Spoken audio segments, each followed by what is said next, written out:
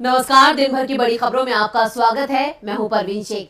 आज इस बुलेटिन में बात होगी विपक्षी एकता पर स्टालिन के बड़े बयान की, राहुल पर दिए बयान पर फंसी बीजेपी की, बात करेंगे अडानी ग्रुप को लेकर एनएससी के बड़े एक्शन की, उपराष्ट्रपति जगदीप धनखड़ के फैसले पर कांग्रेस के वार की, साथ ही जानेंगे कैसे पीएम ने कराई अपनी ही सरकार की किरकिरी, महाराष्ट्र में बीजेपी को क्यों लग रहे हैं झटके, और बुलेटिन के आखिर में बात होगी बिजली संकट पर फंसी मोदी सरकार की। लेकिन तमाम बड़ी खबरों से पहले एक नजर सुर्खियों पर।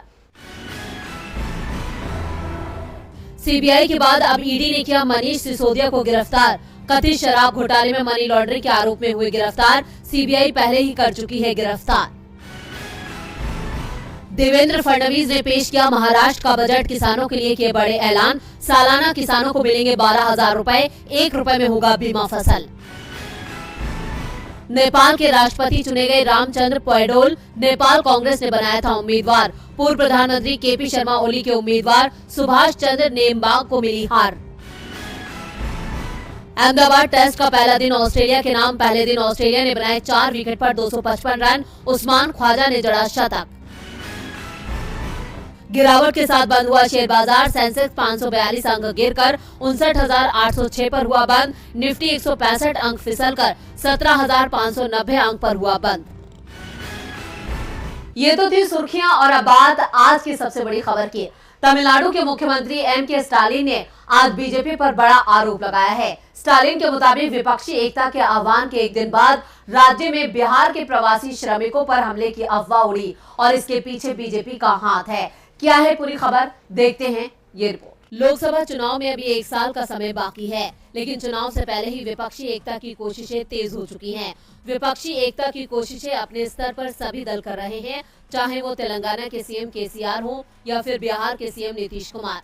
नीतीश तो कांग्रेस से आगे बढ़कर विपक्षी एकता की पहल करने की बात बार बार कह रहे हैं, तो दूसरी ओर कांग्रेस अध्यक्ष मल्लिकार्जुन खड़गे ने साफ कर दिया है कि बीजेपी के खिलाफ कोई दूसरा या तीसरा मोर्चा नहीं बनेगा, सिर्फ एक मोर्चा होगा और वो पहला मोर्चा होगा। चेन्नई में एम.के. स्टालिन के जन्मदिन पर हुए कार्यक्रम में उन्होंने यहाँ तक कह दिया कि कांग्रेस पार्टी पीएम पद की दावेदारी पर नहीं अड़ेगी।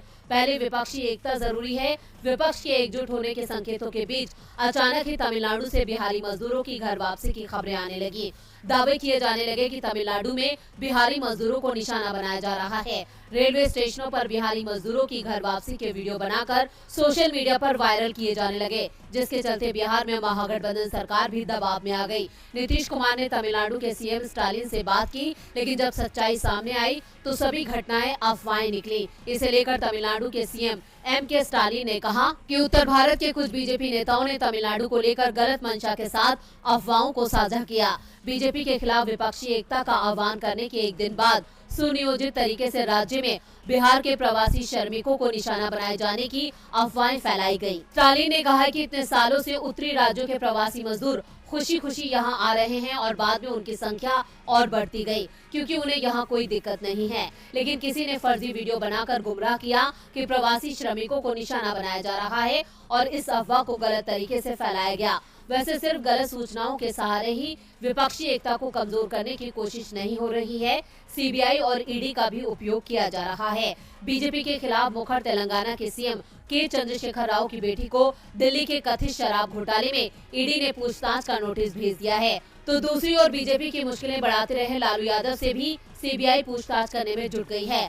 लालू से 5 घंटे से ज्यादा समय तक सीबीआई ने दिल्ली में पूछताछ की। उनकी पत्नी और बिहार की पूर्व सीएम राबड़ी देवी से भी पूछताछ की गई। दावा किया जा रहा है कि इसके पीछे विपक्षी एकता को कमजोर करने की कोशिश है। सीएम स्टालिन के वार से बीजेपी में खलबली मच गई है। खलबली तो राहुल गांधी के ब्रिटेन दौरे से बीजेपी में मची हुई है। ब्रिटेन में दिए राहुल गांधी के बयान पर बीजेपी की बौखलाहट सामने आ रही है। अपनी नाकामी छिपाने के लिए बीजेपी नेता लगातार राहुल को निशाना बना रहे हैं, लेकिन अब राहुल के पलटवार से बीजेपी बेहाल है। राहुल गांधी का यूके की कैम्ब्रिज यूनिवर्सिटी में दिए गए लेक्चर की चर्चा अभी भी देश में चल रही है। बीजेपी लगातार दावा कर रही है कि राहुल गांधी ने ब्रिटेन में देश के खिलाफ बयान दिया है। केंद्रीय कानून मंत्री किरण रिजिजू ने तो राहुल गांधी को देश की सबसे बड़ी मुसीबत ही बता दिया। बीजेपी नेता रविशंकर प्रसाद ने भी राहुल गांधी पर निशाना साधा, लेकिन कांग्रेस ने बीजेपी के हर दावे की हवा निकाल दी है। कांग्रेस प्रवक्ता सुप्रिया श्रीनेत ने कहा है कि राहुल गांधी शेर की तरह दहाड़ते हैं, जिसका जवाब बीजेपी के पास नहीं है। बचने के लिए बीजेपी झूठ फैलाने में जुट जाती है। भारत जोड़ो यात्रा के वक्त भी बीजेपी ने झूठ फैलाने की कोशिश की, लेकिन बीजेपी का झूठ चला नहीं। इसके बाद राहुल गांधी का कैम्ब्रिज यूनिवर्सिटी में लेक्चर हुआ। ये लेक्चर 28 फरवरी को हुआ था, लेकिन बीजेपी नेता आज भी इसे लेकर झूठ फैलाने की कोशिश कर रहे हैं। लेकिन बीजेपी का झूठ चल नहीं पा रहा है, उनकी बातों पर कोई भरोसा नहीं कर रहा। बीजेपी जनता का ध्यान हटाने की कोशिश कर रही है। हम सवाल महंगाई का करते हैं तो जवाब में लहसुन और प्याज नहीं खाने की बात कही जाती है। सरकार से रोजगार को लेकर सवाल करो तो जवाब आता है कि पकोड़े तल लो। चीन पर तो पीएम मोदी ही कहते हैं कि हमारे देश में कोई घुसा ही नहीं है। चीन पर चर्चा को तैयार नहीं होते। एक उद्योगपति पर संसद में चर्चा कराने की बात कही जाती है तो साहब के हाथ कांपने लगते हैं। कांपते हाथों से वो पानी पीते दिखाई देते हैं। किरण रिजिजू को निशाने पर लेते हुए श्रीनेत ने कहा कि देश का कानून मंत्री ही कानून की धज्जियां उड़ा रहा है। पूर्व सूचना प्रसारण मंत्री भी झूठे दावे कर रहे हैं। इन लोगों का काम सिर्फ राहुल गांधी पर झूठे आरोप लगाना रह गया है।